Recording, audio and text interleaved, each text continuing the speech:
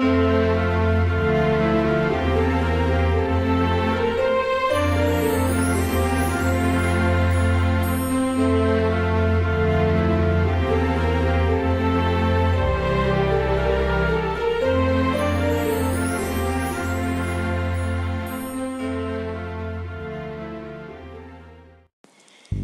forgot to film an intro for this tutorial, stupid me. Welcome back to Pretty Scary, Charlotte here, let's get straight into it. And I've made a beak out of cardboard like I did on my last two bird tutorials that you've seen the last couple of times I have posted. And then I stuck it on with some Prosaide, and now you can just see me sketching out the shape of the masks that I'm going to paint on.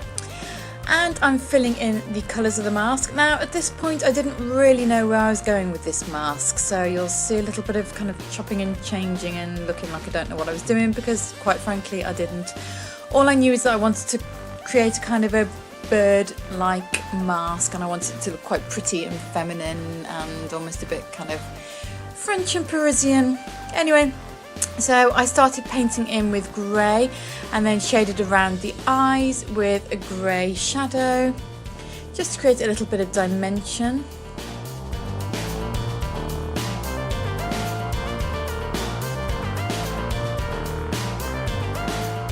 Then I went in with Margot, my favourite shadow shade, and just painted around the edges of the mask to make the mask look like it was in relief off my face. So basically to create a shadow to make it look like the mask was 3D rather than being painted on. So I just applied this with a small blending brush and then blended it out with a bigger fluffy brush.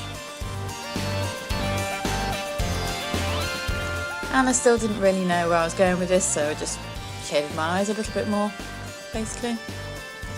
And then I started to shade around what would eventually be feathers along the bottom of the mask.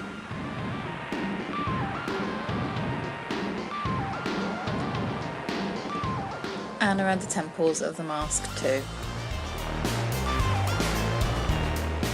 Normally I do have some kind of idea in my head of how I want these things to look, and this time I didn't. I hadn't even chosen a colour scheme. So here you can see me going in with some blue, which I then kind of decided didn't work, and you will see later on I kind of paint over it, but hey. I was trying to kind of create the neutral sort of shades to keep them kind of like a realistic bird tone, but yeah, there was only so far you can go with greys. And I didn't really want to add browns, I wanted to keep it kind of cool toned, so hence why I went in with the blue, but hey. Anyway, so using a kind of stiff brush and using very quick sweeping motions, I'm just creating some feathers around the edges of the mask to start making it look a bit more bird-like. And I've previously blocked out my eyebrows too, incidentally, which you've seen me do many times. And I've also put a base on the rest of my face. Right, then just using that blue to paint in a little of the starting detail around the nose, or rather the beak. And then I went in with a very cool tone dark brown mixed with a black, just to add a little bit more definition and kind of to dull that blue down a little bit, because I decided it was a little bit too bright. Then I decided to add some definition to the eyes with some liquid liner, because I thought this might give me a little bit of an idea where to go with the rest of the look once the liquid liner's on, which it did, to be fair. So I just painted a very extreme wing, and I kind of pointed or winged out the inner corners as well to make my eyes look really kind of pretty and bird-like.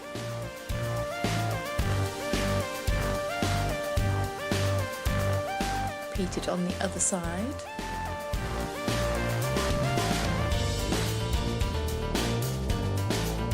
And this really helped just to give a little bit of definition and a focal point to help me create the rest of the mask around the more defined eyes.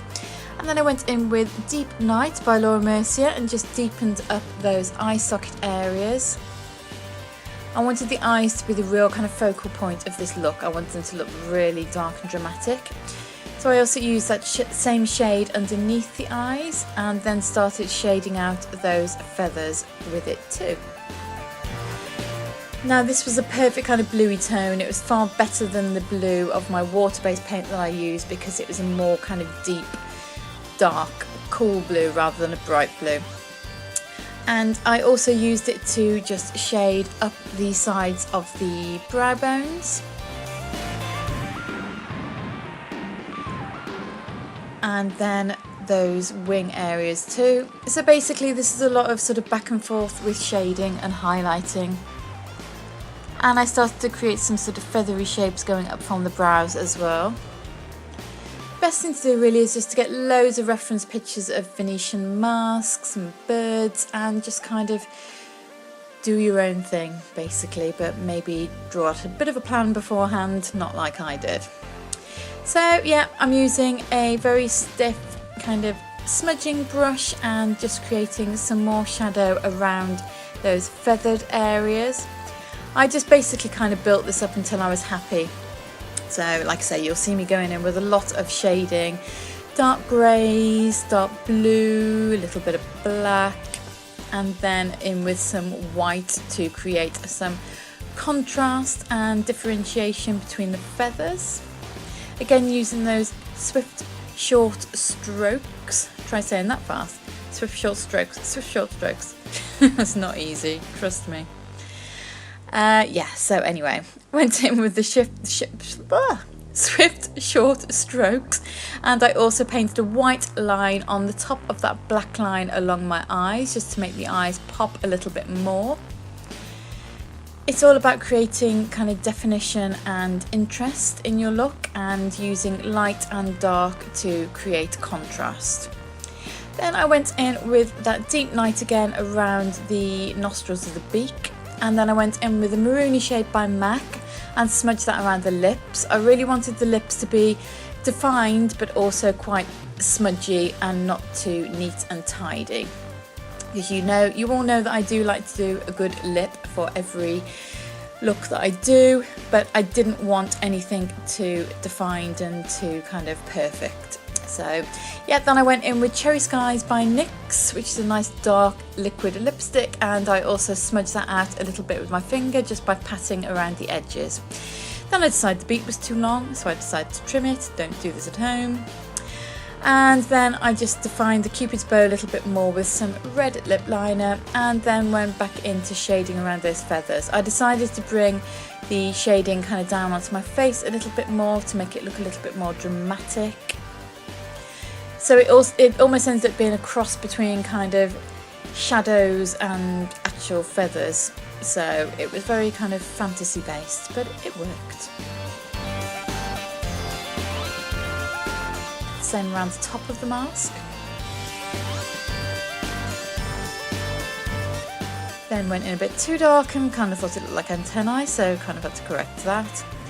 Just remember, it's only makeup. You can kind of take bits off or blend bits in if you don't like them. So just play around and don't be too scared of it.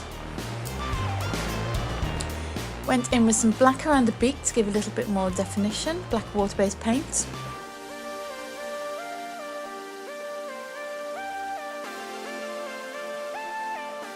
And then I used an iridescent white by Hard Candy and just patted that onto certain areas that I wanted to highlight. My chin, the bridge of my nose, my brow area, and then went in with a pale gold Dazzle Dust by Barry M and just increased those highlights. I then went in with some Elizabeth Arden 8 Hour Cream, which I patted on any areas where I wanted to add some glitter, and then I added some black iridescent glitter. Patted that on with a brush, and that Elizabeth Arden 8 Hour Cream just helps that glitter to stick. I then did exactly the same thing with some white iridescent glitter, and then added some purple lashes, which I later put some black mascara onto because they were a little bit too bright, but we live and learn, hey. Then I did my hair into some kind of side bird's nest kind of affair, pinned it, went over where the lashes were still showing, and there we have it. Bob's your uncle. This is the final look. I hope you like it. If you do, please give this video a big thumbs up and comment down below. Let me know what you thought. Please hit the subscribe button and please come back tomorrow for day number 4. Love you all. Thanks for watching.